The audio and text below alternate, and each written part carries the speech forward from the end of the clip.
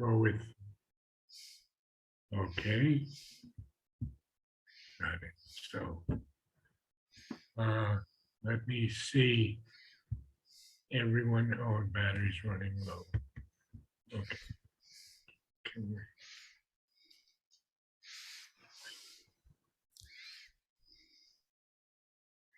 So, I'm not seeing the people.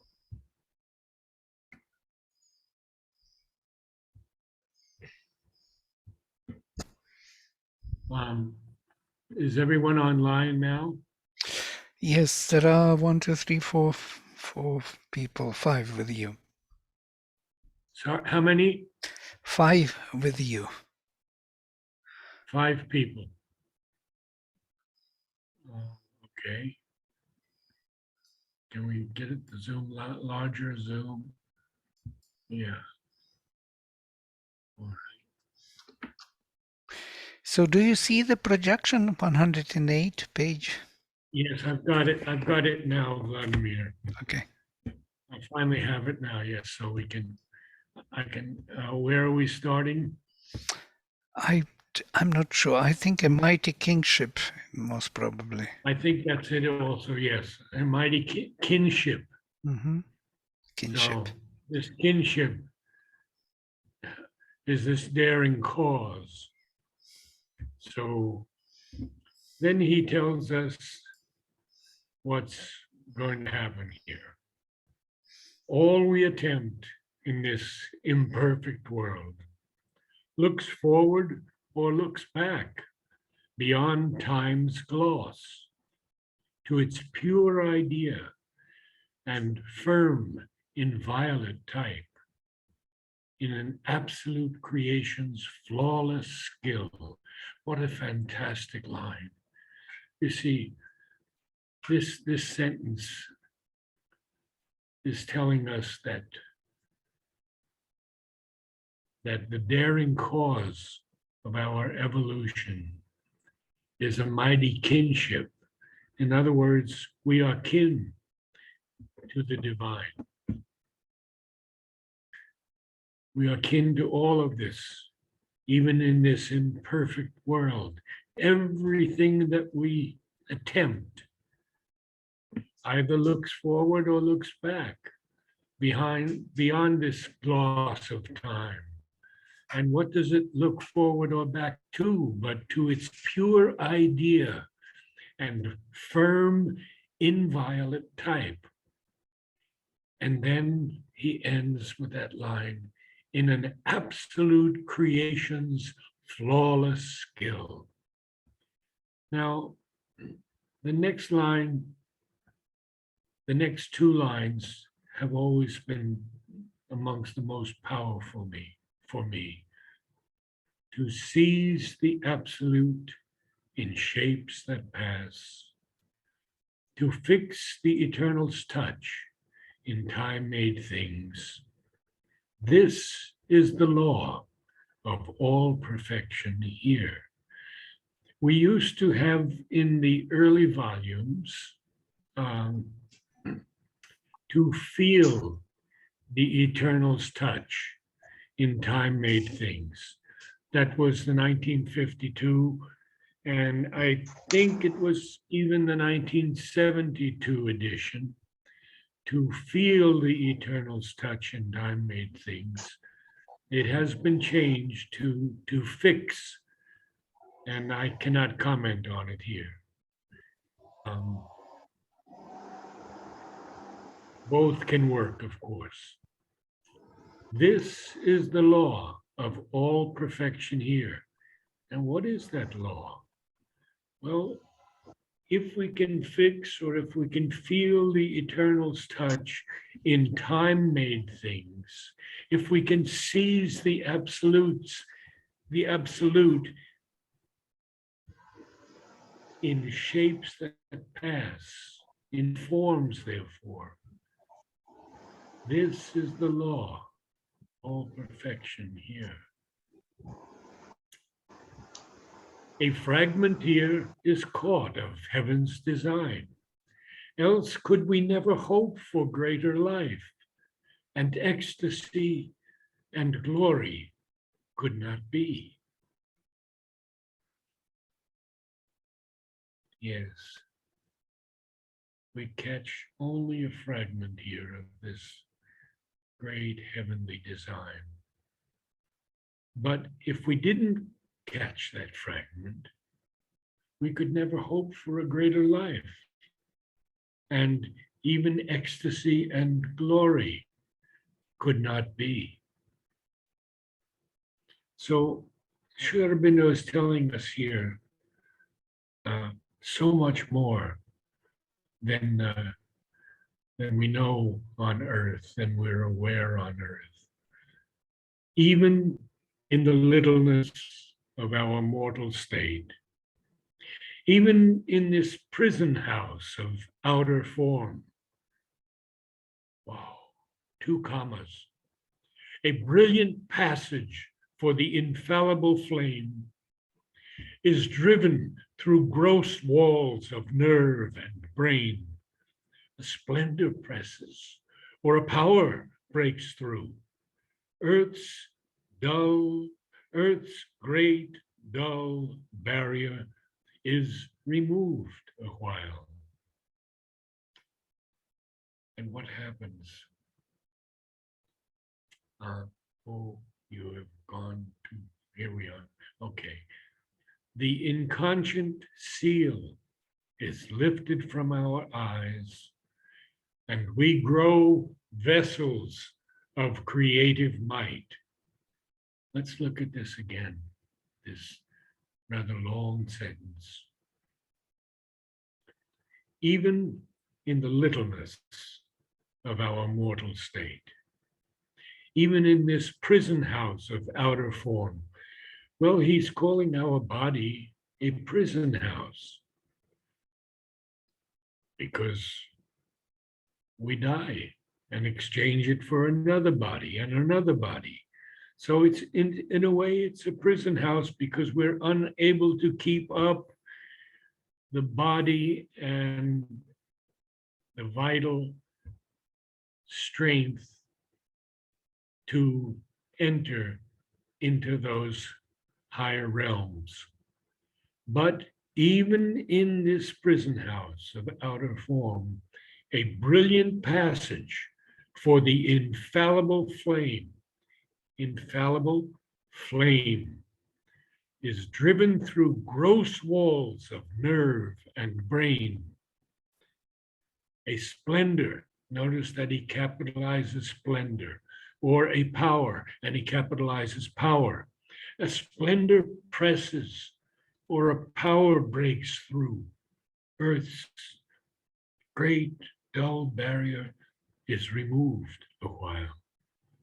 The inconscient seal is lifted from our eyes, and we grow vessels of creative might.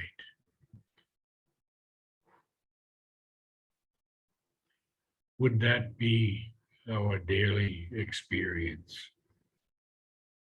That this flame could go through gross walls of our nerves and our brain, and the splendor could press through, or the power could break through. And therefore, Earth's great dull barrier would be removed a while. The inconscient seal is lifted from our eyes, and we grow vessels of creative might. The enthusiasm of a divine surprise pervades our life. A mystic stir is felt. A joyful anguish trembles in our limbs. A dream of beauty dances through the heart. I have to go to the next page. Yeah. A thought from the eternal mind draws near. Intimations cast from the invisible, awaking from infinity's sleep, come down. Symbols of that which never yet was made. As we open, these things come through. There is no question for any of us because we have all felt them in one way or another, sometimes just passing through, at other times making a powerful pressure in the brain or in the heart, and even at other times, a kind of flame that is lit in us to grow and bring the psychic being to the front. But now he tells us what happens. But soon the inert flesh responds no more. Then sinks the sacred orgy, delight. The blaze of passion and the tide of power are taken from us. Though a glowing form abides, astonishing earth, imagined supreme, too little of what was meant has left a trace. This is why Sri Aurobindo and Mother took birth, because everything is too little here. He uses too little a few times in Savitri. And we see now with all that's going on in the world and all the chaos and all the darkness sort of imposing on us. And even though the thought from the eternal mind can draw near us and intimations can be cast from the invisible, awaking from infinity sleep, they come down, no doubt. And they are symbols of that which never yet was made.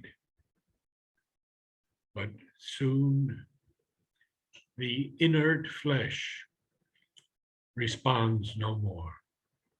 Inert because it's not awake. The body is not conscious. This is what we try to do, to awaken consciousness through the Om choir, to learn that we are simply instruments for the divine to play upon in this marvelous game that he is playing with humanity on earth. But soon this inert flesh cannot respond any longer. And this sacred orgy, look, sacred orgy of delight and blaze of passion and the tide of power, all these things are taken from us. And even though they're taken from us, a glowing form abides. Astonishing earth, imagined supreme, but too little of what was meant has left a trace. He continues, earth's eyes half see, her forces half create. Her rarest works are copies of heaven's art. The rarest works of earth are copies of heaven's art. This is extraordinary. We see that all the majestic things of earth, the things that we've cherished, the lakes, the rivers, the mountains, the forests, all are simply copies of heaven's art. And we are going to see this evolution in the earth in new bodies now or in future bodies to come. We're going to see this heavenly art awake in earth and in us. In fact, the time has come. They say we're at the cusp of Kali Yuga, going into Yuga. Let's hope that it's sooner than later. So he's going to continue telling us about this earth that has eyes that have see and forces that have create. And he's going to say now, a radiance of a golden artifice, a masterpiece of inspired device and rule.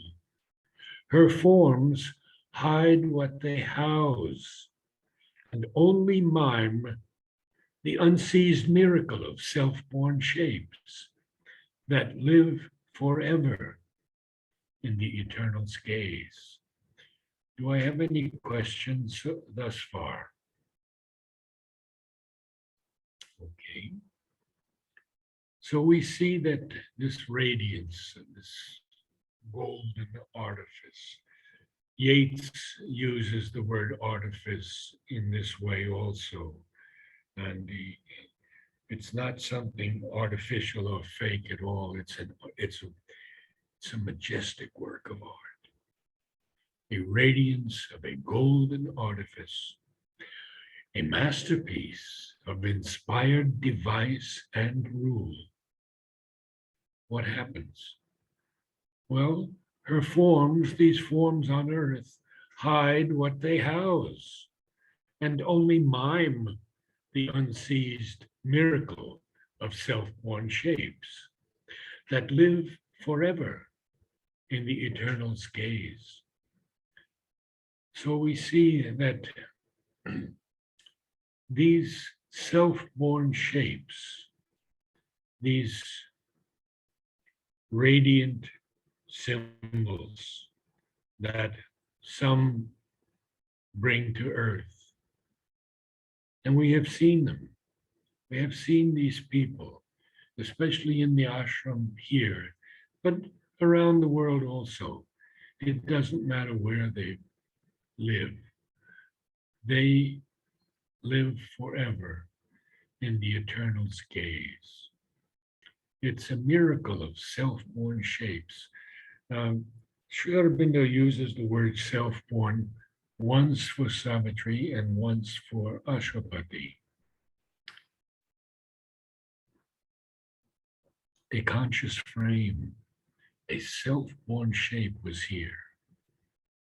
And then he says again, adept of the self-born, unfailing rule, I believe it is, I'm paraphrasing. So here in a difficult, half-finished world is a slow toiling of unconscious powers. Here is man's ignorant, divining mind. We know what divining is here. It's seeking to find something. We had,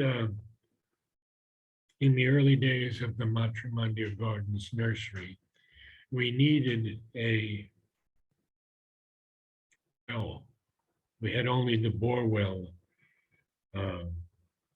was hundreds of feet away, and we had a pipeline coming into the nursery. We needed a well in the nursery to water everything. So what happened was that we got a diviner, and as I recall, he hit the exact spot that Mother wanted, and we got a fantastic well. Incredible, beautiful water.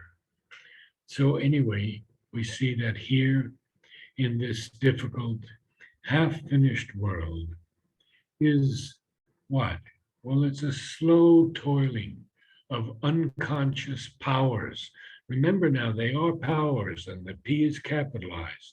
Here is man's ignorant, divining mind. His genius born from an inconscient soil. Well, the consciousness has to wake in this soil of our earth.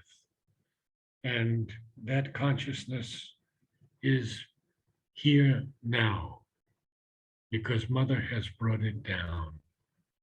Yes, it's not very visible yet to many. It's always much easier to see darkness than to see light. And yet, as the Chinese say, don't curse darkness, simply light a candle. So we say here, he says, here is man's ignorant, divining mind, his genius born from an inconscient soil. To copy on earth's copies is his art. I remember reading Picasso's words, who said that he wanted to see this earth and these forms in a new way. Now, we can be very critical of modern art, but that's not for me because I try to look behind the existing form to see what is there. And we do have this very humorous quote from Andy Warhol, who, did the tomato cans, painted the tomato cans. And he said, don't look too far behind my work because there's nothing there. So, to copy on earth's copies is his art. For when he strives for things surpassing earth, too rude the workman's tools, too crude his stuff. Can you scroll up a little? There we go, thank you.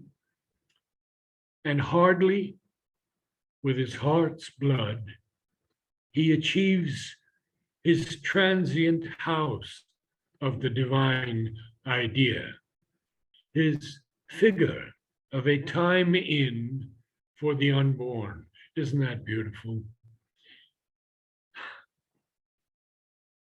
Copy on earth's copies is his art.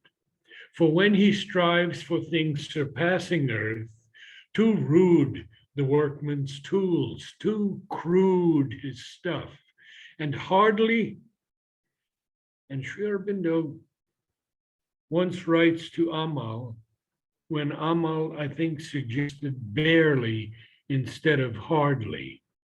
And Sri Aurobindo writes a whole discussion on why barely and hardly are totally different. So we see here that Sri Aurobindo, the avatar, the Lord, brings down into the English language the exactly correct word. So he says, and hardly with his heart's blood, he achieves his transient house of the divine idea. Again, idea capitalized, because he often says real idea is a synonym for the supermind. What else? Well, his transient house. It's a passing house, of course, of the divine idea. We have not established this permanence here on earth. And that's going to take a complete transformation of our bodies and our minds and our hearts. But he, with his heart's blood, does achieve something, but it's simply a transient house of the divine idea. And his figure, that is man's idea of a time in, he hyphenates the word time in for the unborn. So we're trying to make an in time for the unborn. capital U, unborn, capital T, time. And I'll go a little more and then we'll conclude for today because next week will be fully active. Our being thrills with high, far memories and would bring down their dateless meanings here, but too divine for earthly nature's scheme.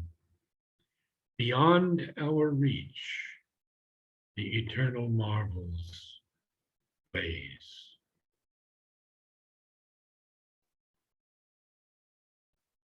I'll read it again. Our being thrills with high, far memories. We've had those memories because we were there before we made the decision to take birth in a human form. So we know those eternal marvels. And we know that they're absolute and they dwell absolute. They dwell unborn. They are immutable and they are immaculate in the Spirit's deathless air. They are immortal in a world of motionless time and an unchanging muse of deep self-space. So next week, we'll see how we can access those realms of the marvels that blaze eternally. Any questions? Namaste. Thank you. Thank you. Namaste. Thank you.